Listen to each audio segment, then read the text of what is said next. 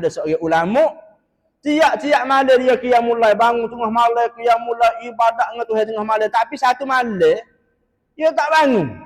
Anak dia tengok pelik, ayah aku malam ni kalau bangun tengah malam buat ibadat, apa malam ni tak bangun? Dia tanya ayah dia, ayah apa semalam ayah tak bangun? Oh, dia kata Allah Ta'ala buka kasyah kepada aku kerana semalam ada orang kecek hak tak molek kat aku, ada kecek hak tak molek aku, cukup mada pahala yang wi kat aku dah, aku tak bangun tu. Semakin orang kecek huduh kita, semakin orang kata kita, semakin orang fitnah kita, semakin demo tu maki celah kita, semakin itulah pahala kita kau banyak.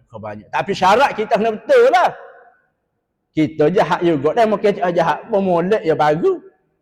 Hak jadi pahalanya kita baik. Kita ahli sejid, ahli jemu'uh, ahli ngaji agama, tak ada kena ke orang. Tapi orang tu macam nak kita kecek tak molek hak kita, fitnah kita gini-gini. Alhamdulillah, pahala aku banyaknya. Nah, banyak dah pahala kita. Tak nak marah lah orang kata kita tu, kalau kita betul sungguh. Baik, terima kasih ke dia banyak. Pas kita hak buat amalan ibadat ni, tak saya ke pahala kita nak bagi kat orang. Saya. Sebab bila saya kepada pahala amalan, jangan kait dengan manusia. Janganlah. Orang panggil tak belajar ilmu tasawuf.